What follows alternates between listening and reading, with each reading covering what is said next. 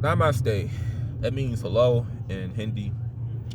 So when I settle down somewhere by the end of the year, I am going to take some money and I'm going to go on a trip.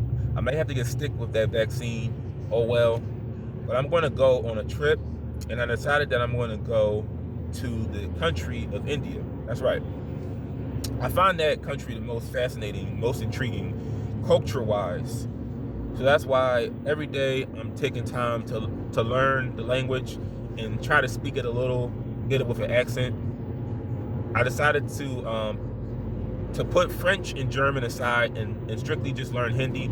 There were some Haitian people that I was talking to at work that knew French, but they were some assholes. So I'm not going to really put much time into French. But I'm learning Hindi through Google Translate for now until I find some books. And I do talk to people who speak the language. But since India is classified as an Asian country, I want to know, because I see a lot of these videos going around. Is India racist? Because China is classified as a racist country.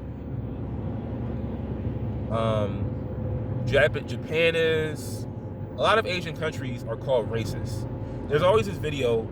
Just type in "being black," insert country like Germany or Canada, and you don't have to watch the video. You always see the comments saying like, "It's nowhere for us to go, man. It's nowhere for us to go.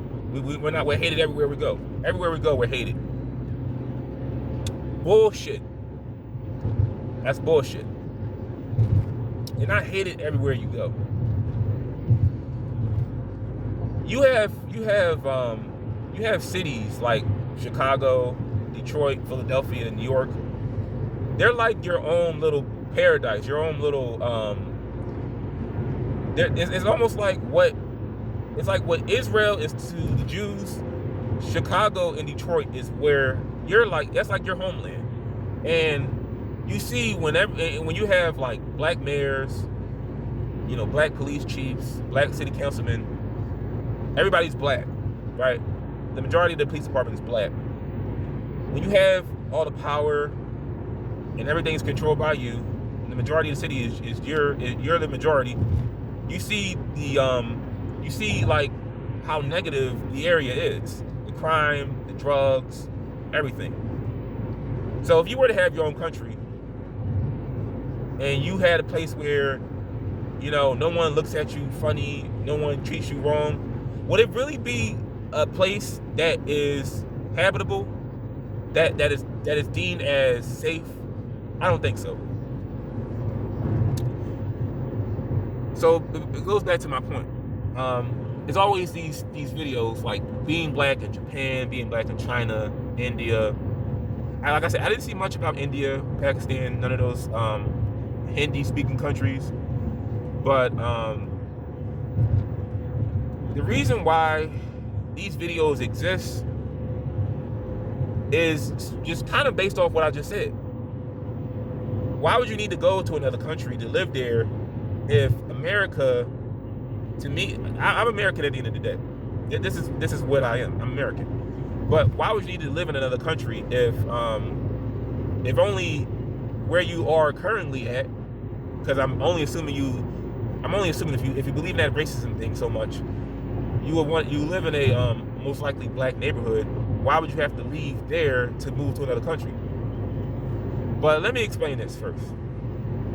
Like when I see these videos and they complain about racism and discrimination and mistreatment, no matter who you are, black, white, yellow, brown, and you are an American, and you go to someone else's country, at the end of the day, whether you like it or not, you're hearing it from me, you are a guest in that other person's country. You are a guest there. So you should be glad you are even admitted into their country just to visit or just to live there, just to even have a house there, somewhere to stay. Be glad you get that.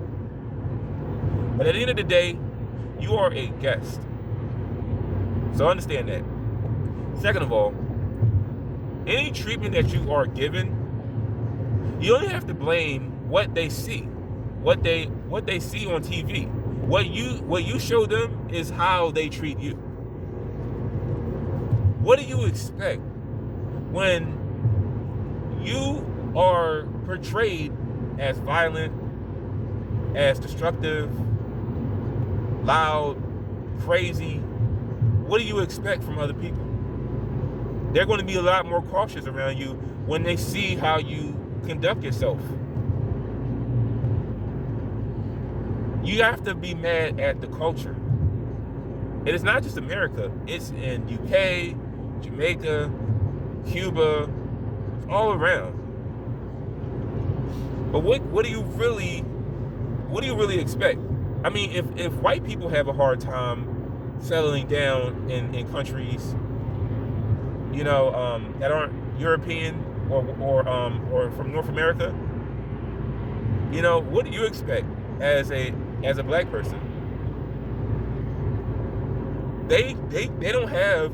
See, one thing you gotta understand, in a lot of Asian countries, and some African countries, because Africans, you know, they don't really care for what you would consider an African American. They don't really care for them much. But in a lot of Asian countries, you gotta understand, they don't have white guilt.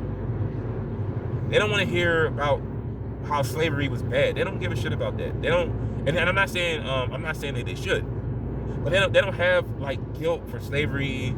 They don't buy into all that reparations and you know, this is what they do. You work hard, you save your money, and you hopefully get respect from people based on how you are as a person. But what I learned is, and like I said, I'm not saying that they should, but the only people who will have sympathy and they will go the extra mile for you when I feel like they really shouldn't are white liberals. Like I said, they mean well, but they're not helping. They're kind of enabling what it is that I feel like is wrong with the black community. But yeah, so I'm over this video. Racism, does it exist when you're black in countries like India, China, Japan? And I'm only saying those three because they have a high population and their languages are on the top 10 of the most spoken languages. Hindi is on the top 10. But are they racist countries? I don't think so. I have not been there yet, and I plan on going to a few countries, but I don't believe that they are racist countries. I believe that, like America, they put their own people first. If you are an outsider, they look at you as an outsider because they don't know you. You have to show them that you're worth respecting. Respect is earned. It's not given. It's earned.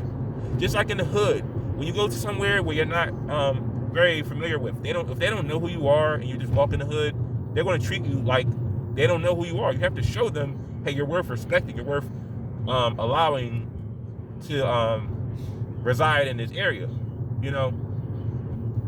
But I don't believe in the idea that China and Japan and other Asian countries are racist.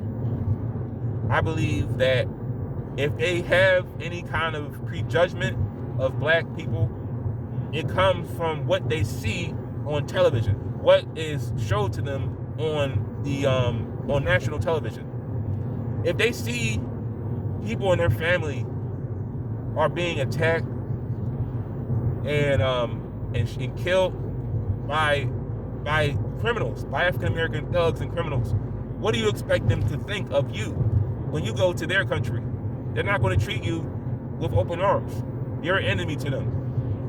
And only the treatment of as a collective can gain respect from another collective of people.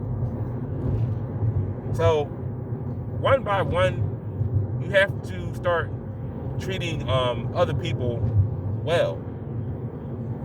Like when you go in their stores, because they had a lot of stores in black communities, you have to start talking to them with respect. You have to start treating them with respect. You have to start speaking to them in ways where you will want to be treated to. You will want to be talked to as well.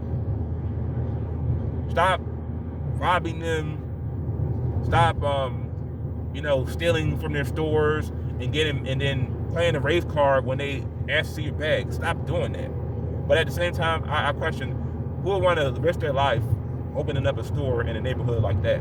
But I understand it's the money that people want. They want to get rich. They want money. They want to make all the money in the world. And I don't think it's worth your life. But I don't believe that these countries are racist. I believe that the representation that is shown on TV is why they treat black people the way they do when they visit their countries.